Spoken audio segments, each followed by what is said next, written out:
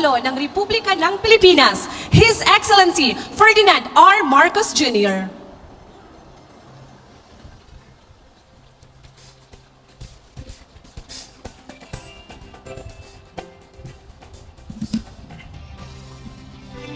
Kasalukuyan pong binibigyan ng briefing ang Pangulo tungkol sa iba't ibang support services na ibibigay ng DAR sa ating mga agrarian reform beneficiaries.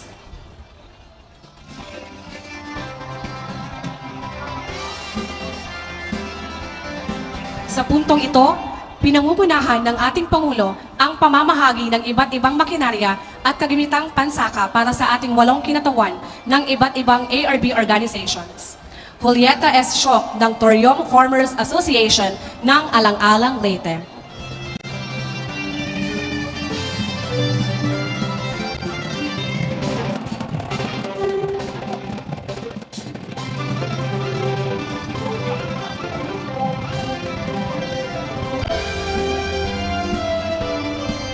Rosales Rosalem ng Sangalang Agrarian Reform Beneficiaries Association ng Biliran.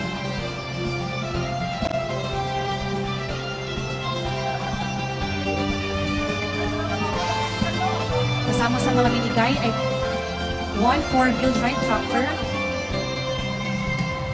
4 plow, 3 power tiller with implements. Ruben Calves ng Almeria Agrarian Reform Cooperative ng Biliran.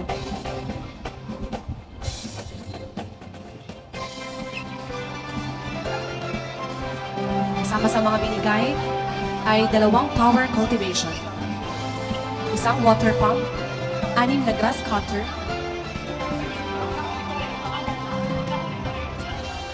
Santiago de la Cruz ng Look ARB Association ng Biliran.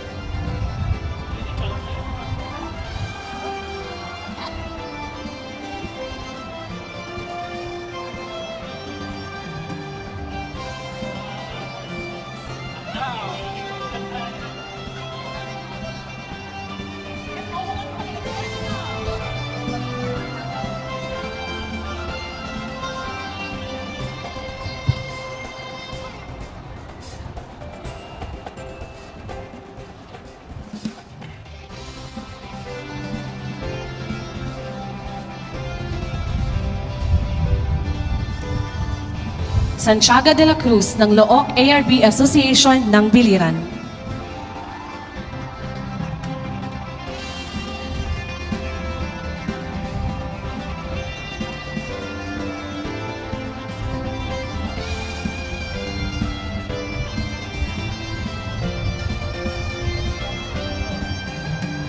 Hipolito Maligmat ng Hilaba Farmers Association ng Marabot, Samar.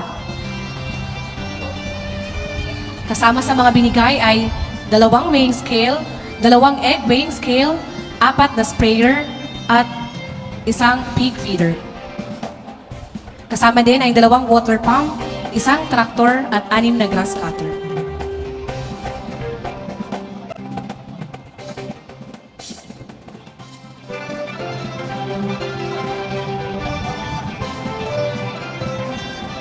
Melanio Gadaingan ng Sitio Biga Farmers Association ng Basay, Samar.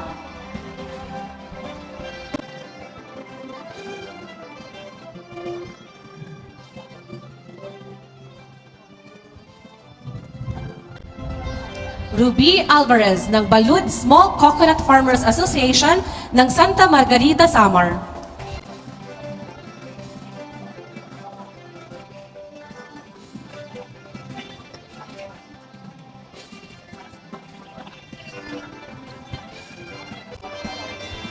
At Dioscoro Constantino ng Nagkahiusang Mag-uuma Farmers Association ng St. Bernard, Southern Leyte. Kasama sa mga binigay ay 2 rice thresher, floating tiller, 2 grass cutter, 2 knapsack sprayer,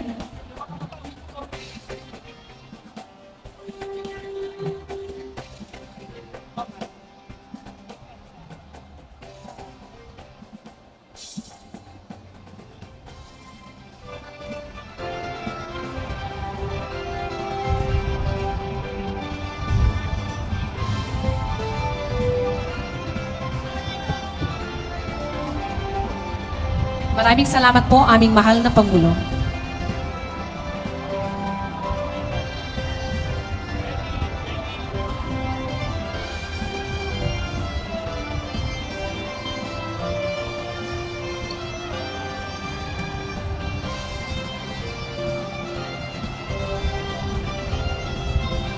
Kasalukuyan pong may photo opportunity kasama ang lahat ng mga nakatanggap ng mga makinarya kasama ang ating mahal na Pangulo.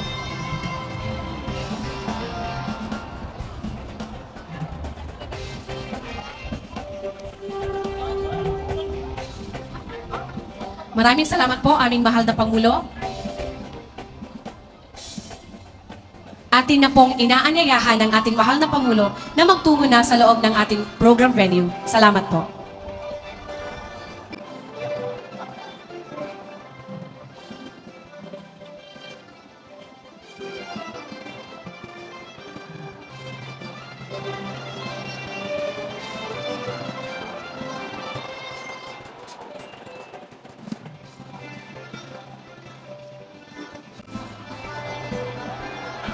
Mga kababayan, ang Pangulo ng Republika ng Pilipinas, His Excellency Ferdinand R. Marcos Jr.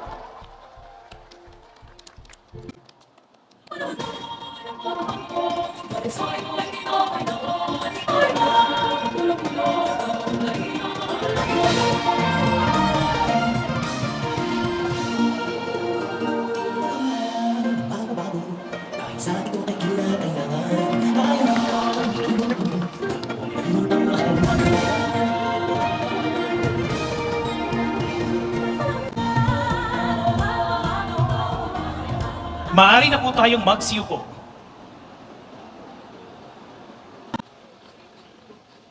Maupay nga kulog, maayong hapon sa atong tanan. Tayo po ay nagtitipon-tipon ngayon upang makibahagi sa pamimigay ng land titles and support services dito sa Silangang Visayas. Para sa manimulang bahagi ng ating programa, inaanyayahan po natin si Tacloban City Mayor Alfred S. Romualdez upang magbigay ng kanyang pambungad na talumpati.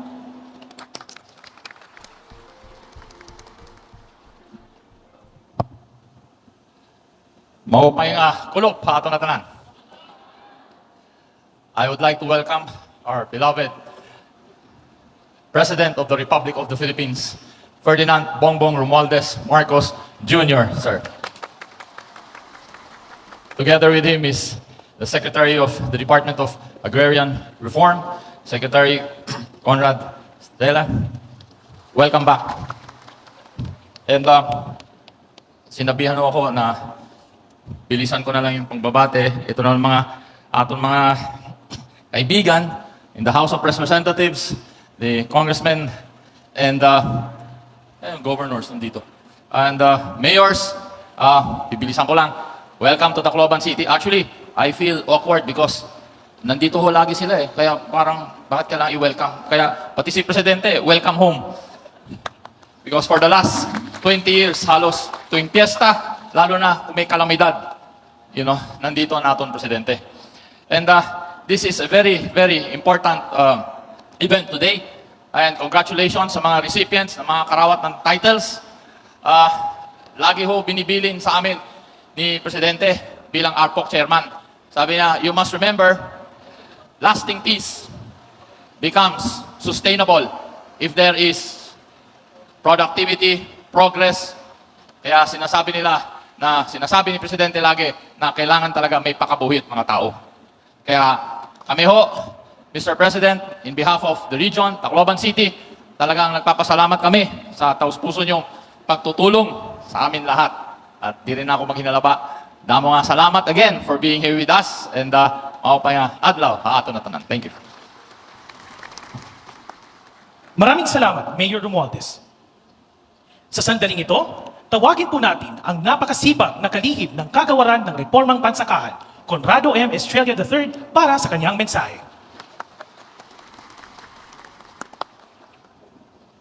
Maraming salamat po. Unang-unang nais ko pong batiin ay walang iba kung hindi ang anak ng Leyte at anak ng Region 8. Anak din ho ng mga tiga Ilocos Region. Wala akong iba kung hindi ang ating minamahal na Pangulo ng Republika ng Pilipinas, His Excellency President Ferdinand Bongbong Marcos Jr.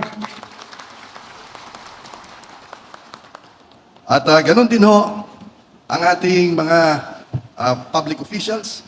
Naririto po ang napakasipag at napakagaling po na mayor ng ating lungsod ng Tacloban. Wala akong iba kung hindi si Mayor Alfred Romualdez. Maraming salamat po dun sa tanghalian na pinakain nyo sa amin. Hanggang ngayon ho, busog na busog pa ho ako. At napakasarap ng pinakain niya. Palakpakan ho natin si Mayor. Ganon din ho ang ating mga ibang public officials. Narito po ang isa sa pinakagwapong congressman sa buong Pilipinas. Mas magandang lalaki lang po sa akin ng isang paligo lamang. Wala akong iba kung hindi si Congressman Richard Gomez.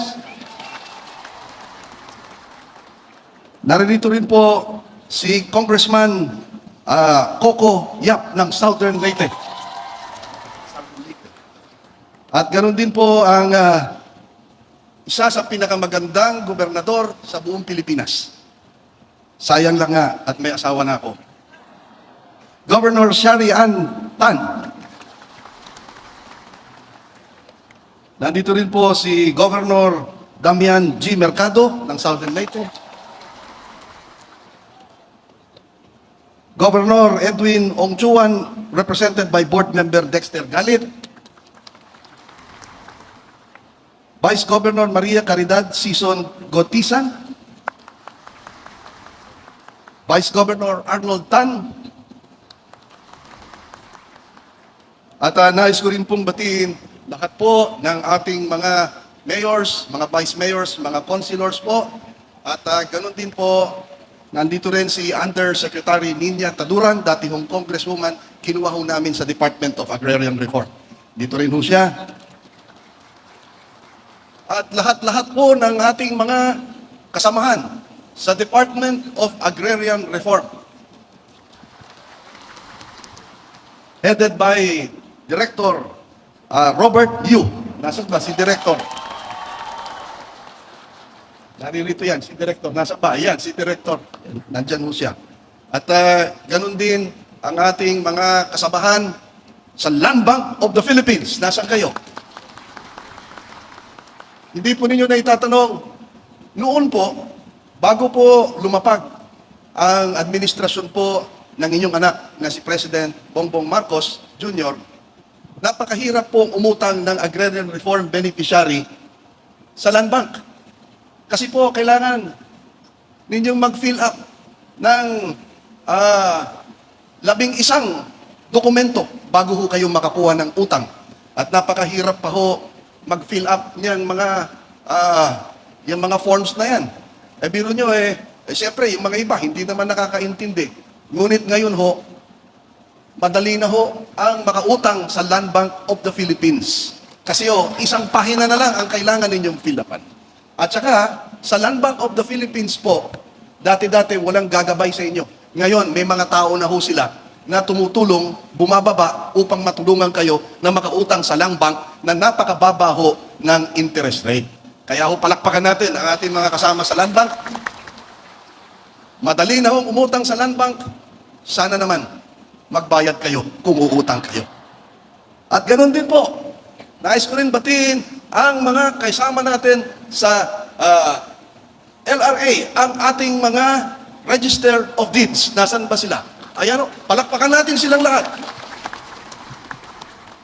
Napakarami ho ng titulo na dapat nilang ilabas. Kawawa sila, kulang pa ang kanilang mga judicial forms, ang papel, pati mga equipment, kulang na kulang. Hindi lang sila kulang sa equipment, kulang pa sila sa tulog. Kasi andyan ho ang Department of Human Settlements and Urban Development, nagpapalabas ng maraming titulo. Ganon din ho yung DENR, ganon din ho yung iba't ibang ahensya at yung day-to-day transactions nila. Ngunit alam ba ninyo, inuna nila ilabas ang titulo ng mga agrarian reform beneficiaries. At siyempre ho, nais ko rin batiin ang siyempre pangunahing bisita natin ngayon. ang superstar ho ngayon.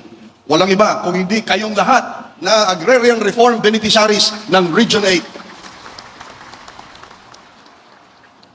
Ladies and gentlemen, alam po ninyo, nagsasalita sila kanina ng, sa labas ng Waray. Hindi ko naintindihan yung mga sinasabi nila. Ngunit may mga pinag-aralan din ho ako na konti sa Waray. Kaya ho, pagpapasensyahan ninyo pag magsalita ako ng Waray. Maupay nga kulop ha inyo nga tanan. Nalilipay ako nga makapasyada otro sa syudad han Tacloban. Damo nga salamat ha inyo nga tanan. Masaya ho ko at kahit papano 3 linggo ko ho pinag-aralan itong aking Waray. Ngunit pinakamasaya ho ako dahil nandito yung ibang mga katulad nila Tata Emiliano Melendez. Nasaan ho ba si Tata Emiliano Melendez? Nandito ho ba siya? Nasaan ho ba siya? Ayan, si Tata, nasaan ba siya? Tumayo nga ho kayo. Tata Emiliano Melendez, tumayo nga ho kayo. Ayan. O kung hindi na kayang tumayo, okay lang. 92 anyos po.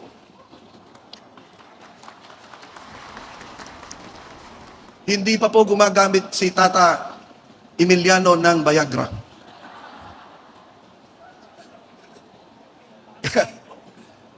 Ganon din ho, si Tata Juanito Dumanhog ng Tigalete. 86 years old na po. Nasaan po ba siya? Huwag na ho ninyong patayuin. At ganon din ho si Tata Pablo Capehe ng Tacloban City. Andyan ho siya, 72 years old. Nandyan din si Mr. Fidel Kabangangan, 70 years old, na tiga Samar. At siyempre, yung iba po ng mga kababayan natin na matagal na rin naghihintay ng kanilang titulo, nauna na ho. Ibig sabihin, pumanaw na sila. Binigyan na ho ng lupa ng ating pamahalaan doon ng ating mahal na Panginoon sa langit. Pero, yan ho, tagal na paghihintay nila. Nandito naman ang kanilang mga anak na naghihintay din. At nandito po si Tata Constancio Roselio ng Southern Leyte. Andyan po siya. Ang balita ko kayo daw ho ay 84 anyos na po. Nandito rin po si Tata Agripino Copio. Ayan, nandyan pala. Nandito rin ho si Conrado G. Calvo. Yan ho, sila na ho ang mga anak na naghihintay.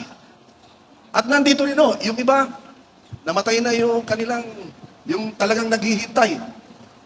Ang pumalit, yung anak, namatay din yung anak, yung apo, nandito ho, naghihintay din. Si Mr. Jaime Barro, nandito. Si Madam Celestina Ambal, Kataray, ng Samar. Nandito rin po si Mr. Leopoldo Laroa, ng Southern Leyte. Mukhang yung mga tiga Southern Leyte, mukhang nabusog kayo sa naririto ho lahat ng mga katulad nila na sa tinagal-tagal ng panahon, hinihintay nila ang pagbigay ng titulo sa kanila. Ngayon ho, dumating na ang araw na ang titulo ho na matagal niyong hinihintay na. Ipinag-utos ng ating mahal na Pangulo, si President Ferdinand Bongbong Marcos Jr., ang sabi ho niya, Secretary Estrella, ang tagal na naghihintay niyan mga yan. Paspasan ninyo ang pagpapagawa, ang paglalabas ng titulo. Ang tagal na nila naghihintay. Yung iba, 30 years. Yung iba, 20 years. Ang tagal-tagal na po. Kaya ho ngayon, umaga, nandito kami, kasama po natin ang ating mahal na Pangulo, ang anak ng Region 8, ang isa rin hong Waray. Yun ho, may pinag-utos niya. Dumating na ho ang araw. Ngayon po, sa wakas, matatanggap na ninyo ang titulo sa inyong lupa. Hindi lang ho titulo ang inyong matatanggap. Ang sabi ho ng ating mahal na Pangulo sa kanyang State of the Nation address nung unang-una ho, ang sabi niya, agrarian reform is not only distributing lands. Agrarian reform is also providing support services to our farmers. Ang gusto ho ng ating presidente, kapag naibigay ho sa inyo ang lupa, dapat ho tuloy-tuloy ang pagbigay ng support services sa inyo. Yan ho mga farm machineries and equipment. Yan ho mga farm to market roads. Mapaganda ang mga daan sa ating mga lugar. At hindi ho lang yan. Ngayon ho, pinag-utusan din kami ng ating mahal na Pangulo. Naghahanap na po kami ng pondo at sa tingin ko nakahanap na ho kami.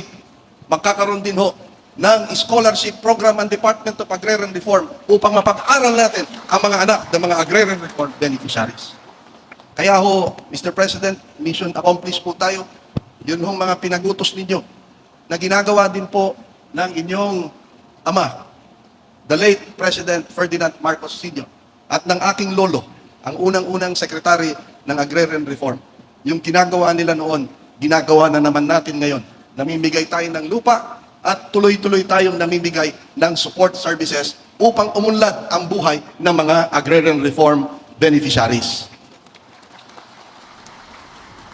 Makakaasa po kayo, this will not be the first and the last. Babalik na naman kami dito ng ating mahal na Pangulo. Marami pa hong titulo ang amin ipapabigay sa ating mga kababayan. Magtiwala lang tayo sa ating mahal na Panginoon. Maraming salamat po at mabuhay po kayong lahat ng mga Agrarian Reform beneficiaries. Maraming salamat, Kalihim Estrella. Sa puntong ito, tayo ay mamamahagi ng titulo at iba pang support services na pagmumunahan ng ating mahal na Pangulo. Iniimbitahan po natin sina DAR Secretary Conrado Estrella at ang stage party na samahan ang ating Pangulo. Inaanyayahan po natin ang ating mga benepisyaryo na umakyat sa entablado kapag tinawag ang inyong pangalan. Ang mga benepisyaryo ng land titles ay mula sa iba't ibang bahagi ng lalawigan ng Silangang Visayas na kinakatawan nina Pablo Cajepe ng Tacloban City.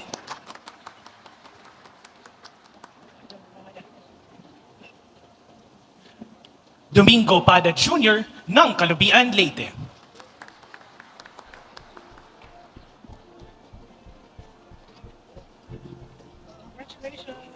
Rufo El Nido ng Abuyog, Leyte.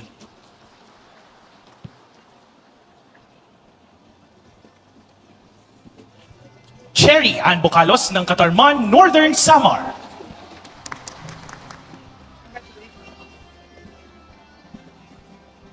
Coco Gundino ng Lope de Vega, Northern Samar. Francisco Asuncion ng Catbalogan City, Samar.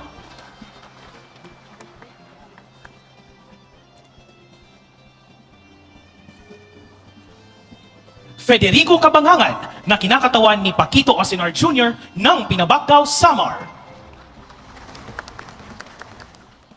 Rodrigo Abal na kinakatawanan ni Rufina Abal ng Hiporlos, Eastern Samar. Leonisa Dokdok ng Kawayan, Biliran.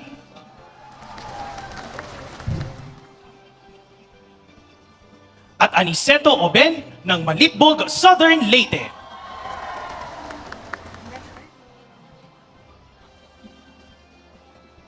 Dumako naman po tayo sa pamimigay ng mga support services.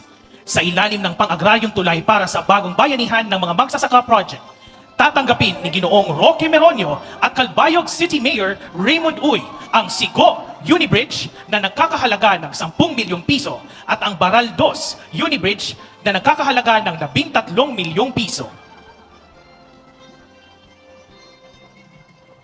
Tatanggapin din ni San Juan Southern Leyte Mayor Reynaldo Saludo at Ginang Susana Buling ang San Roque Dayanog Bridge na nagkakahalaga ng 44 milyong pisong tulay ng Pangulo Project.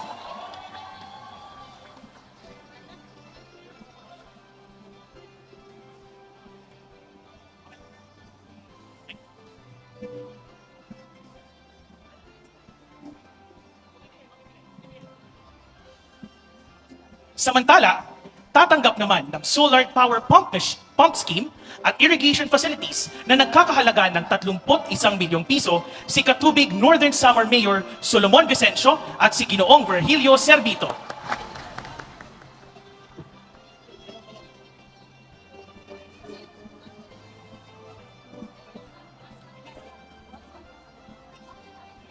Sa puntong ito, inaanyayahan rin natin si Ginang Evelyn Arsenio na tanggapin ang tulay ng Pangulo Project, ang Camburol Bridge na nagkakahalaga ng 9 milyong piso.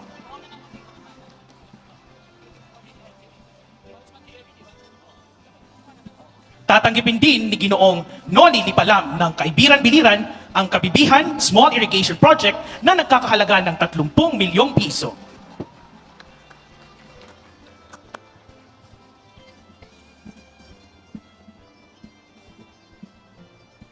Maraming salamat, mahal na Pangulo, sa tulong na inyong ipinagkaloob at pagbati sa lahat ng ating mga benepisyaryo.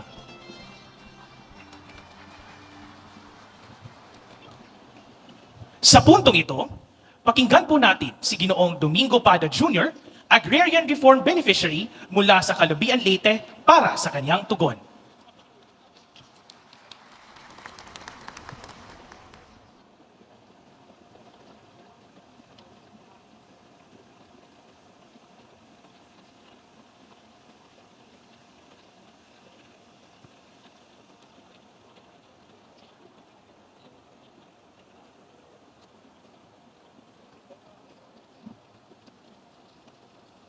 Maayong adlaw sa tanan.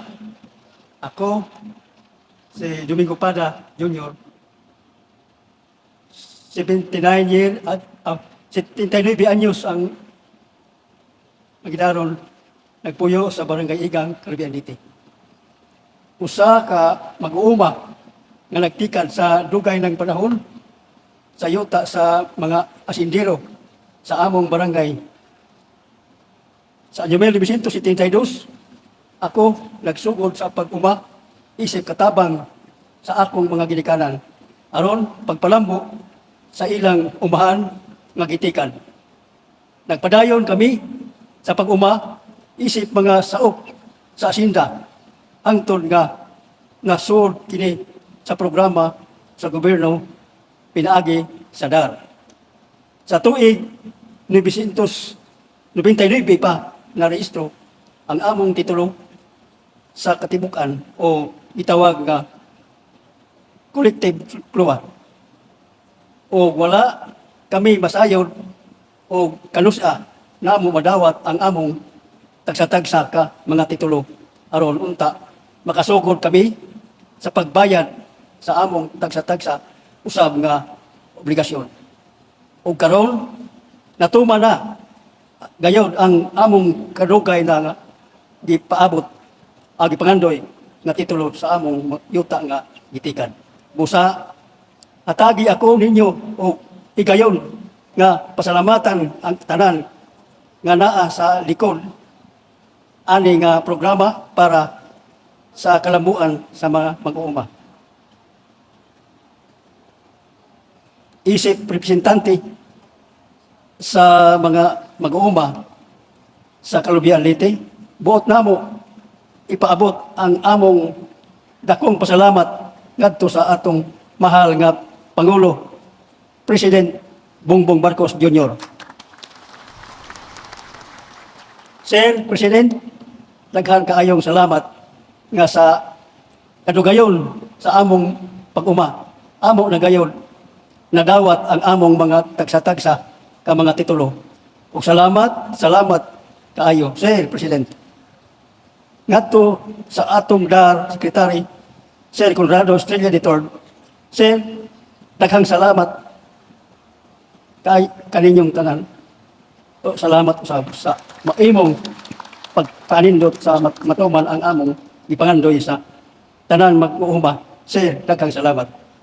Ug ngadto sa tanan mga opisyalis sa DAR sa rehiyon o probinsya, daghang kaayong salamat kaninyong tanan. Ngadto sa mga taga-DAR, Municipal Office, Calubian, kay sila mao ang nagsigi og balik-balik ngadto sa among barangay aron sa pagpadokumento namo para sa ani nga mga titulo. Daghang salamat kaninyo mga sir ug ma'am. Balikon ko, daghang kaayong salamat kaninyong tanan.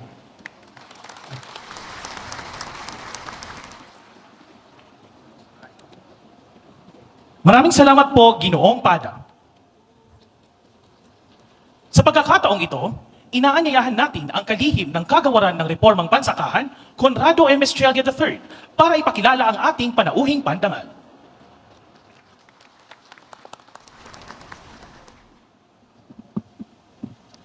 Ladies and gentlemen, the President of the Republic of the Philippines, His Excellency Ferdinand R.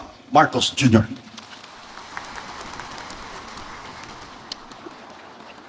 Maraming salamat sa ating kalihim ng Department of Agrarian Reform, Secretary Conrad Estrella. Please take a seat.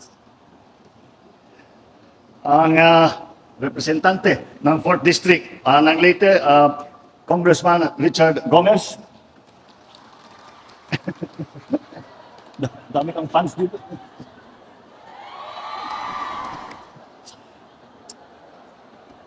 Alam niyo po, noong bata pa ako, nag-umpisa pa lang ako mamumulitika, ang payo sa akin ng magulang ko, huwag kang aakyat ng entablado na may kasama kang mas gwapo sa'yo. Hindi ko alam paano nangyari ito sa akin. Yung staff, ba't yung pinayagan na umakyat dito si Richard? Second District Southern Leyte Representative Christopher Sonyap, Provincial Governor ng Samar, Sherian Tan, Southern Leyte Provincial Governor Damian Marcado, Eastern Samar Vice Governor Maria Caridad Gotesan, ayan. And of course, ang ating Mayor Alfred Romualdez, lahat ng mga opisyal, lahat ng opisyal na kasama ko sa pamahalaan, at lalong-lalo na, ang pinakamahalaga na bisita na kasama natin ngayon, ang mga ating DAR beneficiaries na tayo ay magbibigay ng titulo ngayong araw na ito. Maupay nga adlaw hayo nga tanan sa mga kababayan kong waraynon, lalo na sa ating mga masisipag na ating mga magsasaka. Kahit kailan, hindi po ako magsasawang bumalik dito sa Tacloban at sa Leyte ang nagsisilbing pangalawang tahanan ko. Ang dugong waray-waray na nananalaytay sa aking mga ugat, buhat sa aking ina, ang dating unang gina. Siyempre, si First Lady Imelda Romualdez Marcos, ang nagpapatibay sa aking determinasyon na maglingkod at iangat ang antas ng pamumuhay ng ating mga kababayan. Nasaksihan ko rin ng sarili ko ang lakas at katatagan ng mga waray sa pagharap sa mga pagsubok at dilubyo at tungkulin kong tiyakin ng inyong mga pangailangan at pangarap, lalo na ang mga mahal nating magsasaka ay matutugunan. Kaya naman po, hangad ko na sa loob ng aking termino, lahat ng benepisyaryo ng reformang agraryo ay makakatanggap ng titulo ng kanilang sariling lupa. Tatapusin po natin ito sa susunod na 4 na taon. Alam naman po natin lahat na napakatagal na ninyong inantay ang lupang sakahan. Sinisiguro po ng administrasyon na ito na ang pagtupad sa pangako nating reformang agraryo sa buong bansa. Sa katunayan po, ngayong taon na ito ay nakapamahagi na ang Department of Agrarian Reform ng mahigit 15,000 hektarya ng lupa sa mahigit na 9,000 benepisyaryo sa buong bansa. Hangad natin na tapusin yan at makapagbigay ng higit sa 23,000 na hektarya na lupa bago pa matapos ang taon na ito. Kaya naman, inatasan ko at sinabihan ko ang Department of Agrarian Reform na pag-ibayuhin ang kanilang mga programa tulad ng Project Split o Support to Parcelization of Lands for Individual Titling upang maibigay na agad ang lupa sa lahat ng kwalipikadong benepisyaryo. Ito na po ang resulta ng aming ginagawa ni Secretary Estrella sa DAR. Ngayong araw, ipapamahagi natin ang higit sa 5,000 titulo na sumasakop sa halos 8,000 hektarya na lupain para sa mga benepisyaryo dito sa Leyte, Biliran, Southern Leyte, Samar, Eastern Samar at Northern Samar. Para sa nakakarami sa inyo, ito ang katuparan ng inyong matagal ng pangarap. Ang pangarap na nakapangalan at nakarehistro na sa inyo ang titulo ng lupa na idineklara ng ilang dekada pa sa inyo na dapat alagaan at para sa inyong pagsaka. Ang pangarap na paundarin ang kalupaan upang mas magkaroon ng sagana at magandang ani. Ang pangarap na makapagnegosyo sa lupang sinasaka upang mapaunlad ang pamumuhay ng inyong mga pamilya at makatulong sa ating ekonomiya. Ang lahat ng lupa at serbisyo matatanggap ninyo ngayon ay ang magiging pundasyon kung saan tayo nagtatayo ng isang mas maunlad na bagong Pilipinas. Ngunit hindi po sa pamamahagi ng lupa nagtatapos ang reformang agraryo. Kasama po sa batas, sa agrarian reform, ang pagbibigay ng suporta at extension services sa ating mga benepisyaryo. Kaya po, meron po tayo din mga representative na nasa labas na nakatanggap ng mga thresher, ng mga traktor at iba't ibang gamit, pati na yung kulungan ng manok para sa pagparami ng itlog at lahat ng iba't ibang gamit na aming binibigay. Dahil po, ang trabaho po ng Department of Agrarian Reform ay hindi lang magbigay ng titulo. Kung hindi, kapag nakapagbigay na nga ng titulo, ay tuloy pa rin ang parating na tulong na binibigay natin para makapagsimula ng mabuti ang ating mga naging benepisyaryo. Gagawin po natin ito sa pamamagitan ng pagbigay ng access na tinatawag para sa mga pautang, pamamahagi ng mga farm equipment at pagpapatayo pati na ng farm-to-market road na sinimulan na natin dito sa Region 8. Nakapag-turnover na tayo ng ilang tulay ngayong araw na ito. Una po dito, ang mga farm-to-market road na pinaglaanan natin ng higit na 3 milyong piso na pondo upang mas mapabilis ang kalakalan ng mga produktong aanihin ninyo. Ilan lamang sa mga tinatapos na mga kalsada ang Kabarasan Dako, San Agustin at San Agustin Kangumbang Farm to Market Road na parehong nasa Palo. Nariyan din ang ginagawang Barangay Kawayan Santo Niño at Crossing San Roque, Sitio Kulapniton Farm to Market Road na parehong nasa Tacloban City naman. Pag natapos na ito, ay siguradong lalago ang sektor ng agrikultura dito sa iba't ibang karatig ng probinsya. Pangalawa, ipinapatupad din natin ang PBBM bridges o pang-agraryong tulay para sa bagong bayanihan ng mga magsasaka. Sa ilalim ng programang ito, halos 80 milyong piso naman ang ating ilalaan para sa pagpatayo ng mga tulay sa Southern Leyte, sa Samar at sa Eastern Samar. Kabilang po rito sa mga PBBM bridges na ito, ang San Roque, Dayanog Bridge, Sigo Bridge, Baral 2 Bridge at Cambukol Bridge. Sa pamamagitan ng mga tulay na ito, masisigurong ligtas at mas mabilis na madadala ang mga ani at kalakal ng ating mga magsasaka sa merkado. Pangatlo, upang masolusyonan naman ang problema na hinaharap natin, na dinadanasan natin na pagtuyot sa El Nino, ay ang inyong sektor ay naglalaan tayo ng higit ng 71 milyong piso para sa mga proyektong irigasyon at patubig. Ilan sa mga ito ay natapos na tulad ng Kabibihan Small Irrigation Project sa Biliran, ang Solar Powered Pump Scheme, at saka yung Construction of Irrigation Facilities sa Katubig, Northern Samar, at ang patuloy na tinatapos na Himayangan Small Irrigation Project sa Southern Leyte. Pang-apat, at ang pinaka-importante po, ang paghahatid ng mahigit 200 makinarya at kagamitan sa pagsasaka na aabot ng 10 milyong piso ang halaga at higit sa 1,500 benepisyaryo ang mabibigyan nito sa Region 8. Dagdag po pa nito, sinusiguro ng DAR na may pautang pang-agrikultura na maaaring lapitan ang ating mga magsasaka para makapagsimula ng maliit na negosyo at mapaunlad ang kanilang kabuhayan. Inutusan ko rin po ang ating DAR na makipagtulungan sa ibang ahensya ng gobyerno tulad ng DSWD, ng DOLE, upang makapagbigay pa ng mas malaki na tulong at serbisyo sa ating mga magsasaka. Talaga naman, siksik, giglig at nag-uumapaw ang mga dala naming serbisyo sa inyo. Ang mga ito ay hindi lamang para sa pagpataas sa inyong ani. Ito rin ay naglalayong paghusayin ang kalidad ng inyong buhay sa inyong nakasalalay na seguridad sa pagkain sa bansa. Dahil dito, nais kong ipabatid ang aking taus-pusong suporta sa inyong mga pagsisikap. Kayo ang tunay na mga bayani sa ating lupang pinagyaman ng inyong pawis at pagmamahal. Ang hiling lamang po namin ay alagaan naman ninyo, ang pagyamanin po ninyo ang mga binigay sa inyo ngayon. Alam po ninyo, ito ay malapit sa puso naming dalawa ni Secretary Conrad Estrella. Dahil po, ang nagsimula ng Agrarian Reform Program ay nagsimula yan isa sa una na ginawa ng aking ama nung siya ay umupo bilang Pangulo.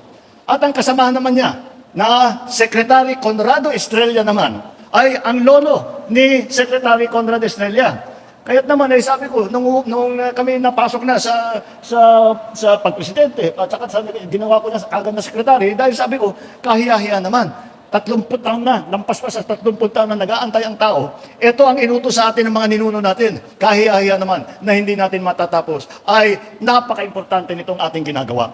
Kaya po kami ay nasisiyahan. Kung kayo po ay nasisiyahan, siguro kasama na namin kayo sa siya na naitupad namin ang pangako na 30 taon nang inaantay na tuparin.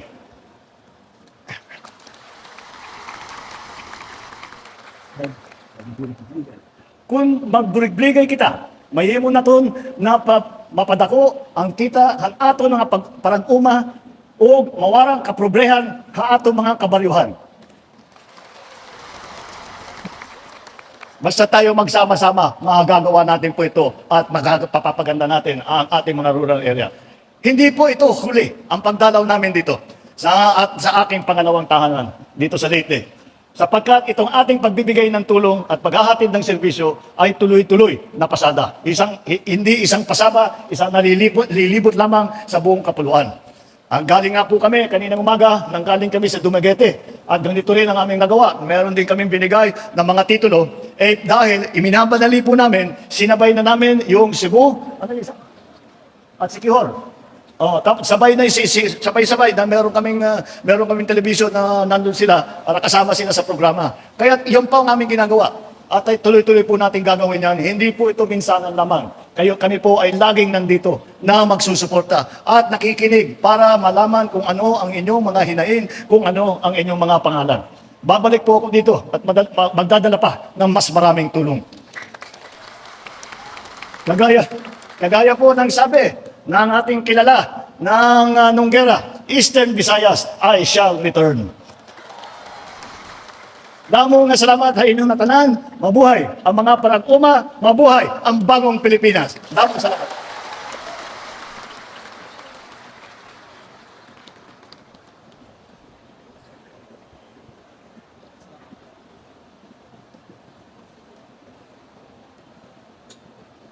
Maraming salamat po, mahal na Pangulo.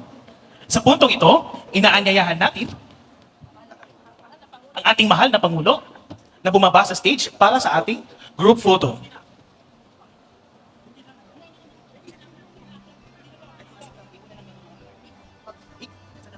Inaanyayahan po natin ang ating Secretary, Dark Secretary Conrado Estrada III at ang stage party na samahan ng ating Pangulo sa ating photo opportunity dito po sa ating baba. I told you.